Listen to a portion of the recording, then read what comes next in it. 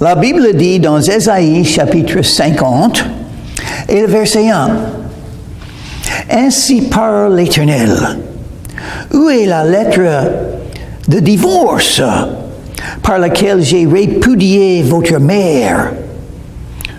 Ou bien, auquel de mes créanciers vous ai-je vendu? Voici, c'est à cause de vos iniquités que vous avez été vendus, et c'est à cause de vos péchés que votre mère a été répudiée. » Prions. Merci Seigneur pour ta parole, que tu nous parles. Merci pour la vérité, merci pour la lumière, Jésus, que tu nous donnes. Aide-nous à comprendre et à obéir, à mettre en pratique ta parole. Dans ton nom, je te prie, Jésus. Amen. Ah, l'Éternel parle. Il parle à Israël, les enfants d'Israël, et il parle de la divorce. La divorce? Oui, parce qu'une relation d'un croyant avec Dieu est comme le mariage.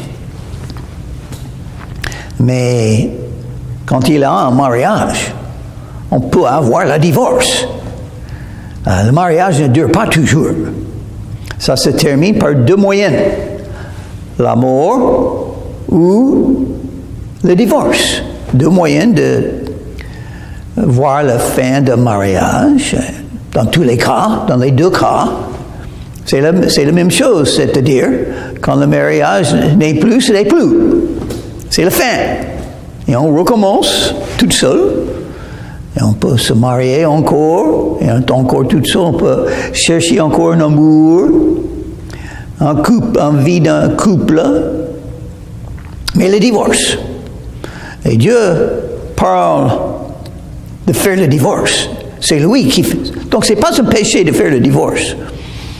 Et même Jésus a parlé de fornication, infidélité, l'impudicité par une personne dans le mariage. Et le mariage peut se terminer par le divorce. Le divorce a été donné dans l'Ancien Testament, même dans la loi de Moïse. La divorce. Quand on se marie, on a des liens. Le lien des mariages. On est lié dans le cœur, dans le corps, dans la vie, dans tout. Les finances, la maison, les enfants, la famille. On est lié. Mais la divorce, et ça, c'est coupé. Les liens sont coupés. Il y a des liens de mariage, et ces liens sont coupés par la mort, par le divorce. C'est la même chose. C'est la fin du mariage. Dieu le sait. Et pourquoi il parlait de divorcer les enfants d'Israël? À cause des iniquités et des péchés. À cause des iniquités et des péchés. Pour avoir un mariage avec Dieu, il faut une vie de sainteté. Il est saint. Et nous devons être saints aussi. C'est la volonté de Dieu. Je sais la volonté de Dieu pour votre vie, une vie de sainteté. Donc, si vous vivez dans l'iniquité, dans le péché, le mariage peut être rompu. Cette relation personnelle avec Dieu. Parce que le vrai christianisme n'est pas une religion, c'est une relation avec Jésus. Une relation entre vous deux. Vous êtes unis, vous marchez avec lui. Il est toujours là avec vous. Vous êtes en train de le suivre. Et moi, je crois que c'est ça. Quand il y a un homme et une femme, parce que je vois ma vie. Une femme vient à son mari par la volonté de Dieu et elle commence à suivre le mari. Pour moi, c'est normal. Bien entendu, la femme a beaucoup de puissance aussi dans le mariage. C'est un être humain avec intelligence, avec une volonté, avec une relation personnelle avec Jésus. Mais à mon avis, la femme doit suivre, après tout, la femme doit suivre le mari. C'est comme ça. Ça, c'est la vie. Ça, c'est le mariage. Sans ça, ça ne marchera pas, à mon avis. Parce que nous suivons Dieu. C'est pas Dieu qui est en train de nous suivre. Et nous sommes l'épouse de Christ. L'Esprit est l'épouse dit, viens Jésus. Donc nous suivons les commandements, la volonté de Jésus. Et même Jésus a dit aux apôtres quand il les a appelés, suis-moi et je vous ferai pécheurs d'hommes. Donc nous sommes en train d'essayer, prier, aider les non-croyants à venir à Jésus parce que c'est la volonté de Jésus. C'est ce qu'il a fait. Et nous sommes en train de suivre son exemple, sa vie, sa volonté. Une femme doit être comme ça. Il ne faut pas se marier. Si vous ne pouvez pas suivre un homme, il ne faut pas se marier, à mon avis. Ce n'est pas un mariage. Si une femme est en rébellion, une femme a beaucoup de puissance sur un homme. Si elle sait utiliser ce que Dieu a donné, elle va pouvoir influencer, guider, diriger dans beaucoup de sens son mari. Parce que le mari, si c'est un mari comme il faut, il aime sa femme. Il veut qu'elle soit heureuse. Il va essayer dans chaque situation de faire ce qui lui plaît. Parce qu'il aime. C'est l'amour pour faire ça. Un mari chrétien n'est pas un dictateur. Dans un sens, il est un roi, mais il est un roi avec une règne. Et la règne a beaucoup de puissance aussi. Beaucoup de capacité. Elle a son appel. Elle a ses dons spirituels. Elle a sa relation avec Jésus. Et elle est mariée avec Jésus aussi, dans le sens spirituel. Mais c'est intéressant que Dieu a décidé de divorcer les enfants d'Israël à cause des péchés. Mais un croyant ne doit jamais être séparé de Dieu à cause des péchés. Parce que nous avons un Dieu miséricordieux qui aime pardonner, qui est là pour nous pardonner. Il est un expert en comment pardonner. Il le fait toujours, il aime le faire. Jésus est mort sur la croix pour pouvoir pardonner nos péchés. Et nous avons 1 Jean, chapitre 1, verset 9. J'espère que vous connaissez.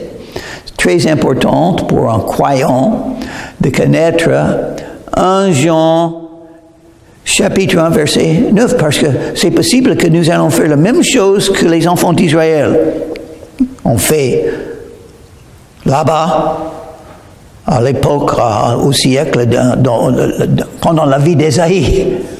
Les péchés, l'iniquité. Parce que nous avons la chair, nous avons le monde autour, et le diable est notre ennemi. Donc c'est très facile à tomber, à faire le mal vis-à-vis Dieu. Il est saint, nous ne sommes pas. Mais nous avons 1 Jean chapitre 1, verset 9. Si nous confessons nos péchés, il est fidèle et juste pour nous pardonner et nous purifier de toute iniquité. Le sang de Jésus-Christ nous purifie de toute iniquité. C'est bien ça. C'est bien d'être un croyant. Nous sommes faibles, nous sommes méchants, nous péchons facilement et souvent. Mais dans la prière Notre Père, Jésus a mis les mots « Pardonne-moi mes transgressions ». Il faut simplement dire ça avec sincérité à Jésus chaque jour et vous allez continuer dans votre relation personnelle avec Jésus. Mais si vous péchez sans se confesser, les liens seront rompus et vous serez répudiés dans ce sens-là. Mais il y a, malgré le divorce, Dieu avait toujours un dessein pour le pays d'Israël, pour les enfants d'Israël.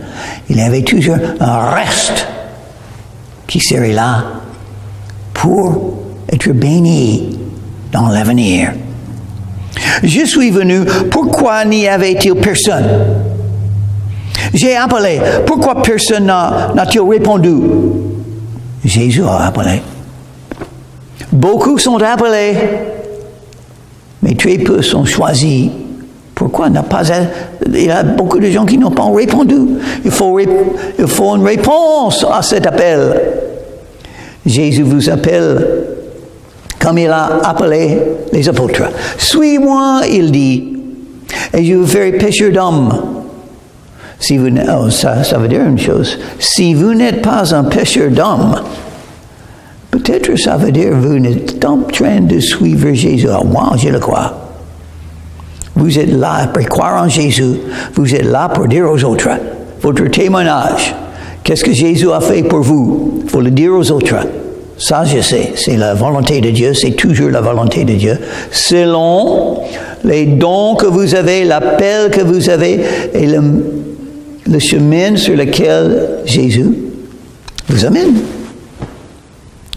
Et vous avez la famille, les voisins, les prochains. Vous avez les autres citoyens de la France.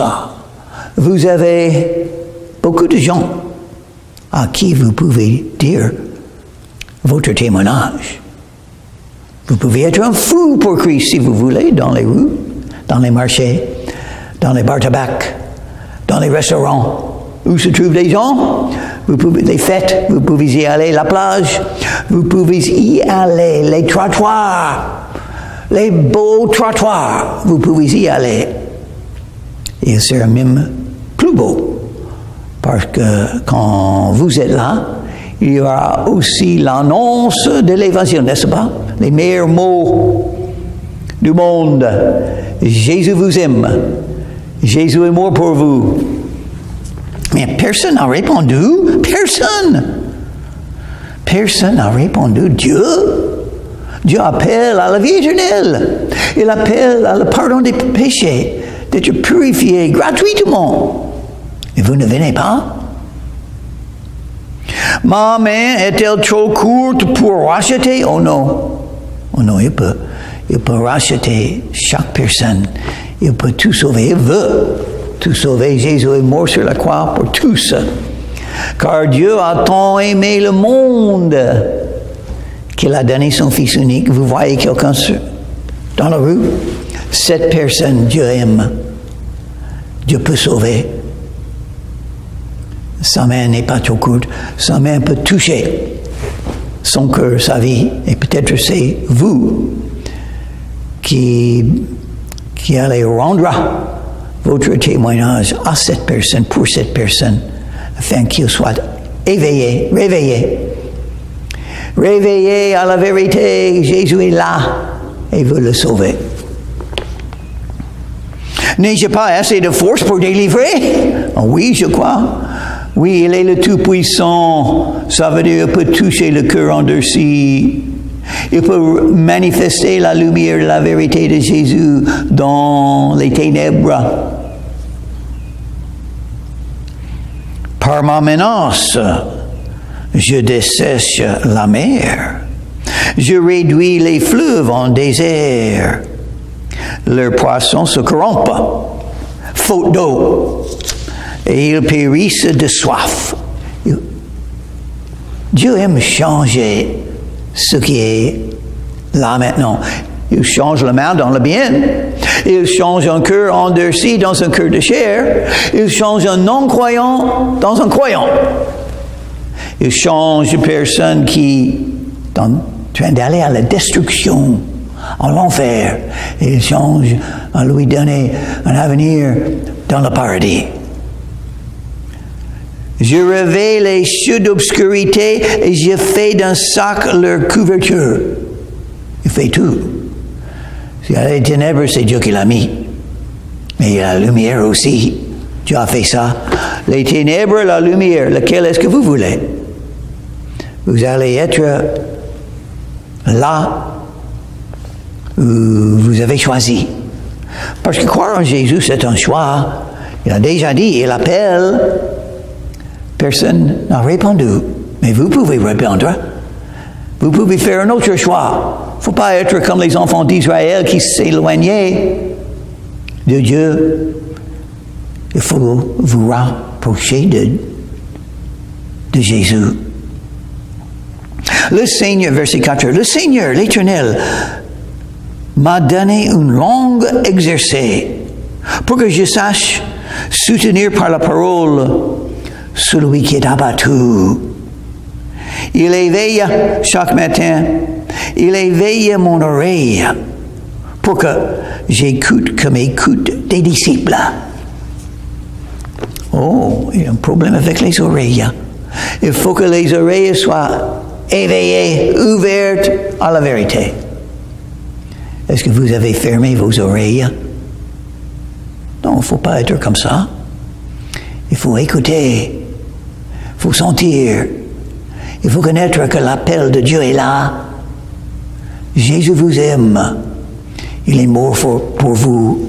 Il faut venir à Jésus et croire en lui et commencer à avoir la force spirituelle et l'assurance que vous êtes sauvés, pardonnés, nés de nouveau. Jésus a dit, il faut naître de nouveau. Pourquoi il a dit ça? Parce qu'il faut naître de nouveau.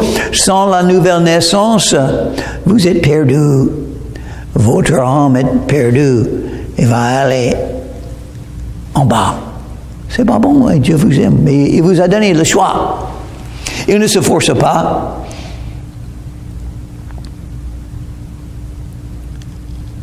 Pour que j'écoute comme écoutent des disciples. Il faut devenir un disciple de Jésus. Ça, c'est la volonté de Dieu pour votre vie. Le Seigneur l'Éternel m'a ouvert l'oreille et je n'ai point résisté. Voilà. Quelqu'un qui n'a pas résisté. Je ne me suis point retiré en arrière. Non, il faut venir à Jésus, pas aller loin de lui. Parce que la repentance, c'est un changement de voie. Vous êtes sur une voie dans votre vie qui mène à encore plus de péché, qui continue dans les ténèbres. La repentance, c'est quand on dit, je vais changer de voie. Je vais venir à Jésus, croire en lui, me confier en lui et commencer à le suivre. C'est une décision. Je n'ai point résisté. Les autres peut-être. Mais moi, je préfère le ciel éternellement, toute seule avec Jésus, que d'aller avec le monde et me trouver un jour dans l'enfer. Je préfère Jésus et le pardon des péchés. Et vous? J'ai livré mon dos à ceux qui me frappaient. C'est Jésus. Ce sont des versets messianiques. C'est exactement ce qui est arrivé à Jésus. Il n'a pas résisté à la volonté du Père. Jésus a donné l'exemple. Le seul Jésus qui a toujours suivi la volonté de Dieu Père. Le seul. Et la volonté pour lui, c'était de souffrir. Vous avez des souffrances dans votre vie quand vous essayez à suivre Jésus? Mais c'est normal. Il a souffert. Il a souffert pour vos péchés, pour pouvoir vous pardonner. Donc les petites souffrances que vous avez, c'est rien du tout quand on pense à Jésus. Et en plus, dès que vous êtes sauvés, vous avez la force de Dieu. Vous pouvez vous confier en Jésus et être fortifié pour tout faire. L'apôtre Paul a dit, je peux tout faire par le Christ qui me fortifie.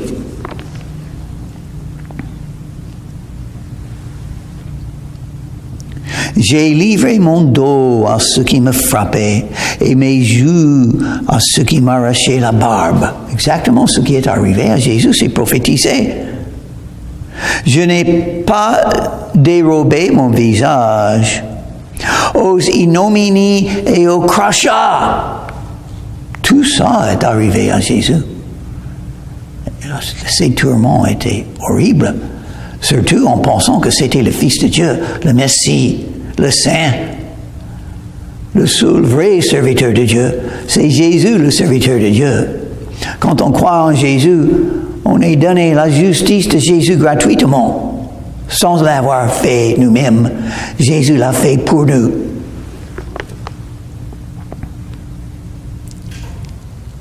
Verset 7. Mais le Seigneur, l'Éternel, m'a secouru. C'est pourquoi je n'ai point été déshonoré. C'est pourquoi j'ai rendu mon visage semblable à un caillou, sachant que je ne serai point confondu. La victoire est quand on fait la volonté de Dieu. Vous êtes là pour une raison. Jésus était là pour une raison, aller à la croix de Calvaire, mourir pour le monde et sauver les gens perdus. Vous êtes là pour quoi faire? Pour servir Dieu. Comment est-ce que vous allez le faire? En ne pas résister cet appel que Dieu vous donne. Celui qui me justifie est proche. Qui disputera contre moi? Comparaison ensemble. Qui est mon adversaire? Qu'il s'avance vers moi. Quand vous venez à Jésus, vous venez au Tout-Puissant. Jésus a dit, tout pouvoir m'a été donné. Est-ce que le Tout-Puissant veut vous donner la victoire sur les ennemis spirituels? Oh, bien sûr, facilement. Tout ce qu'il faut, c'est le dire.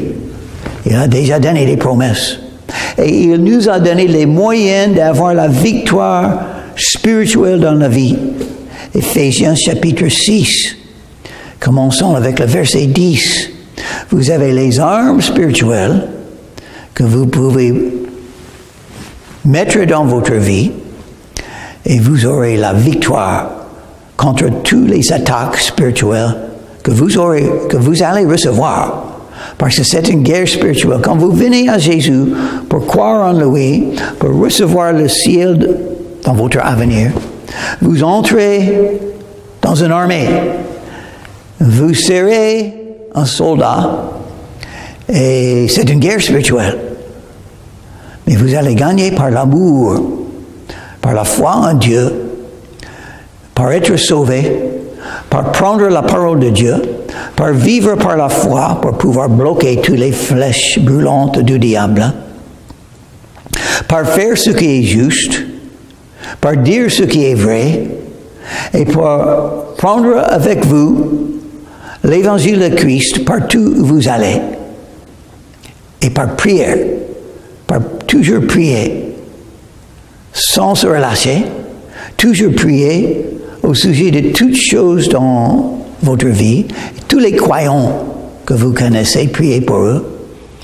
Et si vous avez une vie de prière comme ça, priez pour les chefs, priez pour les voisins, priez pour les non-croyants, priez pour la famille, priez pour les pauvres, priez pour que les guerres soient terminées, priez pour que les méchants puissent trouver la repentance et venir à Jésus et être sauvés. Priez. Et vous aurez la victoire sur le diable, sur la chair, sur le monde, sur les ténèbres spirituelles. Grâce à Jésus. Parce qu'il est notre justice, il est notre vérité, il est notre salut, il est le sujet de l'Évangile, il est la parole de Dieu vivante. Et l'épée, c'est la parole de Dieu. La parole de Dieu écrite, utilisée par le Saint-Esprit, et nous allons gagner la victoire.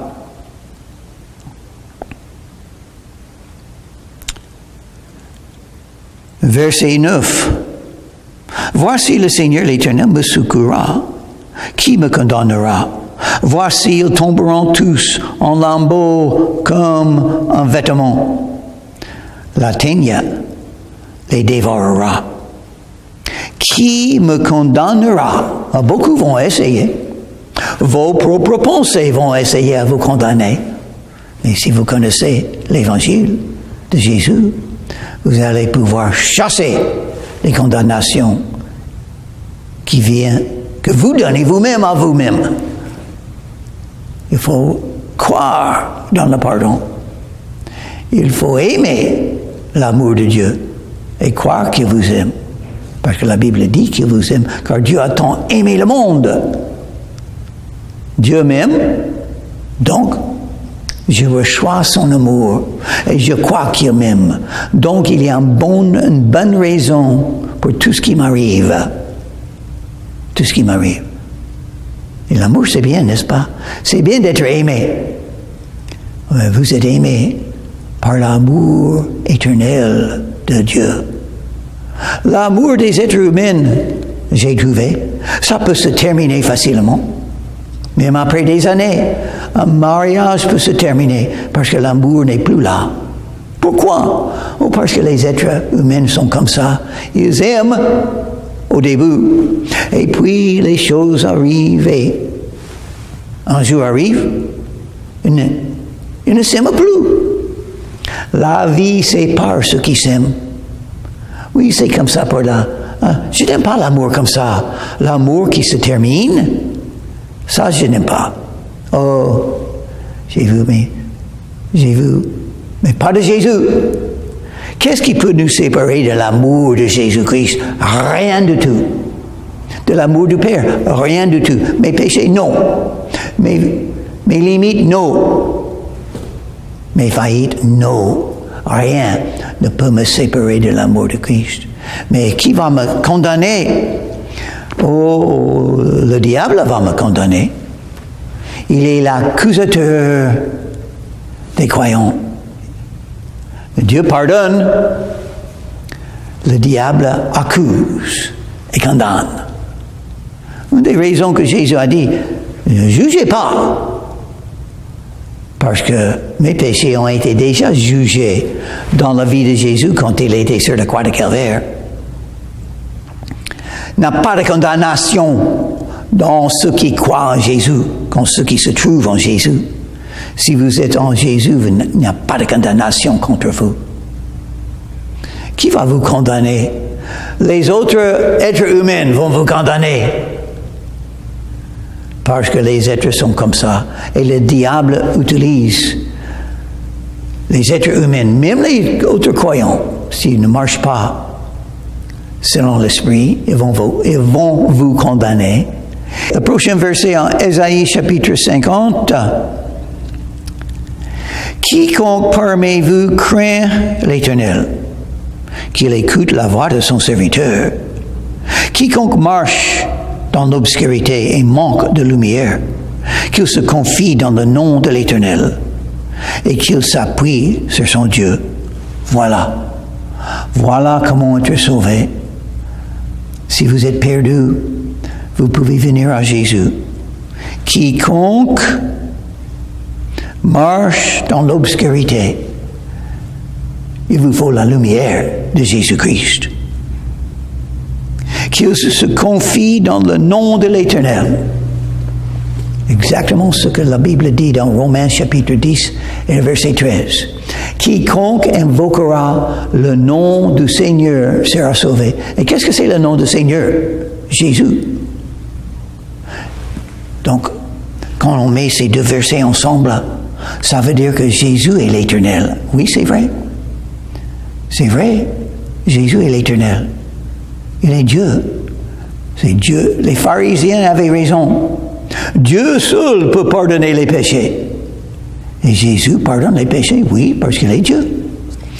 Jean chapitre 1, verset 1. Au commencement était la parole, Jésus. Et la parole était avec Dieu, Jésus. Et la parole était Dieu, Jésus-Christ. Le Fils de Dieu veut dire Dieu le Fils. Et il peut vous sauver. Invoquer le nom de Jésus veut dire se confier en lui. Vous mettez votre confiance en Jésus et il vous sauve. Et c'est fait par une petite prière. Mais une prière très sincère parce que ça doit venir du cœur, de l'intérieur de votre âme. Quand vous dites à Jésus, « Pardonne-moi, Jésus. Reçois-moi, Jésus. Purifie mon âme, Jésus. Donne-moi la vie éternelle. » Et il le fera, vous serez sauvés. Voici vous tous qui allumez un feu et qui êtes armés de torches. Allez au milieu de votre feu et de vos torches enflammées. C'est par ma main que ces choses vous arriveront. Vous vous coucherez dans la douleur si vous ne venez pas à Jésus. Si vous êtes essayé à faire la violence, si vous péchez, si vous vous éloignez de Dieu, si vous rejetez Jésus-Christ, vous serez perdu éternellement. Oui, ça parle d'une flamme, ça parle d'un feu, votre feu. Allez au milieu de votre feu. Le feu de l'enfer sera votre feu. Si vous ne venez pas à Jésus, il faut venir à Jésus. Aujourd'hui, vous pouvez le faire. Il faut le faire. Il faut croire en Jésus. Sinon, vous serez perdu éternellement. Mais Jésus vous aime. Venez à Jésus. Prions. Merci Seigneur pour cette journée. Merci pour la vérité. Guide-nous, aide-nous à faire ta volonté pour ta gloire et pour que les non-croyants puissent écouter, entendre ton appel. Dans ton nom, je te prie, Jésus. Amen.